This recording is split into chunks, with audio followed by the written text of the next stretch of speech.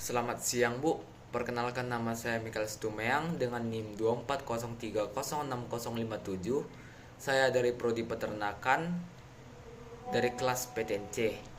Di sini saya akan menjelaskan yang namanya metabolisme lipid. Untuk metabolisme lipid itu sendiri meliputi yang namanya pencernaan, penyerapan, dan juga transport lemak.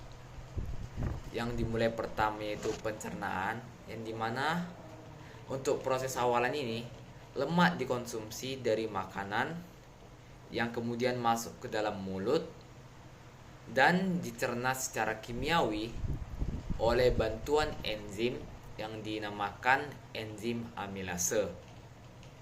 Tahapan kedua yaitu penyerapan terjadi di usus halus, yang dimana lemak dipecah oleh lipase jadi asam lemak dan gliserin.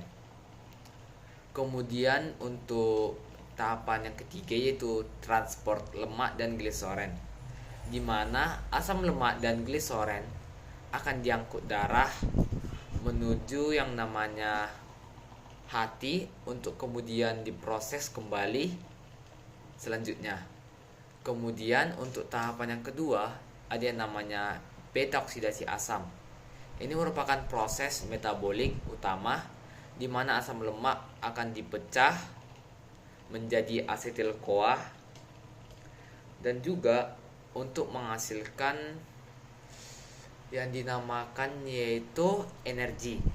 Kemudian proses beta oksidasi sendiri atau oksidasi asam lemak dia adalah sebagai berikut, memiliki beberapa tahapan. Yang pertama yaitu aktivasi asam lemak, yang dimana ini merupakan proses pembentukan dari yang namanya asil CoA 2 transport ke mitokondria, diangkut melalui sistem yang namanya sistem karnitin, yang dimana dia adalah yang ketiga yaitu beta oksidasi. Terjadi 4 proses.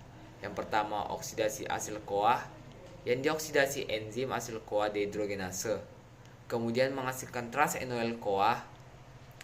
Yang kedua yaitu hidrasi trans-NOL CoA, dihidrasi jadi 3 hidroksiasil CoA. Yang ketiga yaitu dehidrogenasi 3 hidroksiasil CoA, didehidrogenasi jadi 3 ketoasil CoA.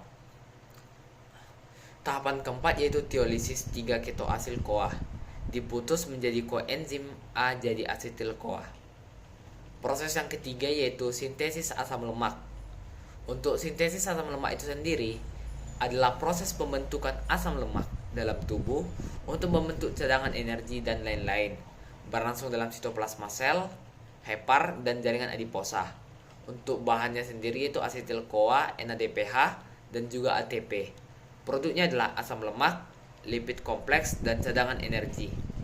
Tahapan yang keempat atau proses keempat yaitu sintesis triasil gliserol. Ini merupakan pembentukan trigliserida pada jaringan adiposa, yang dimana proses sintesis trigliserol sendiri yaitu gliserol dan glukosa menjadi trigliserol 3P. Kemudian akan diubah menjadi fosfatidat.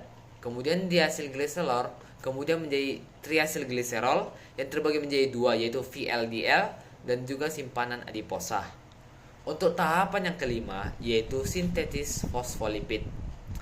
Untuk sintesis fosfolipid itu sendiri, ini adalah pembentukan senyawa lipid yang memiliki gugus fosfat pada strukturnya.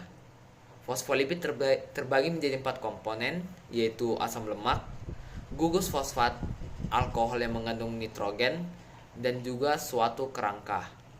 Untuk prosesnya berawal dari fosfatidiklycolins yang diubah menjadi cardioplin.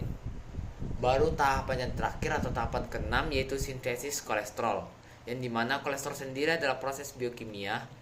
Dia di mana kolesterol diproduksi dari molekul melalui serangkaian reaksi enzimatik, yang dimana kolesterol berfungsi sebagai komponen stabilisasi di dalam tubuh kita itu sendiri, yang dimana meliputi stabilisasi membran sel, prekursor garam empedu, dan juga prekursor hormon, di mana hormon ini terbagi menjadi beberapa hormon, yaitu hormon steroid, Proses ini kemudian dimulai dari 3 hidroks 3 metil, yang dimana itu adalah glutaryl CoA yang akan diubah menjadi kolesterol.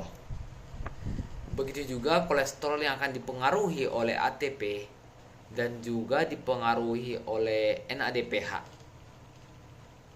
Kemudian ada tahapan terakhir yaitu sintesis steroid, yang dimana itu berlokasi di adrenal, gonad, plasenta untuk bahan yang dimana itu bahan dasarnya itu kolesterol. Kemudian menghasilkan produk yang dimana dia berhubungan secara langsung dengan hormon kita, yang seperti contohnya hormon steroid yaitu aldosteron, kortisol, progesteron, testosteron, dan juga estrogen. Sekian penjelasan saya mengenai metabolisme lipid pada tubuh kita. Semoga penjelasan saya dapat bermanfaat. Terima kasih.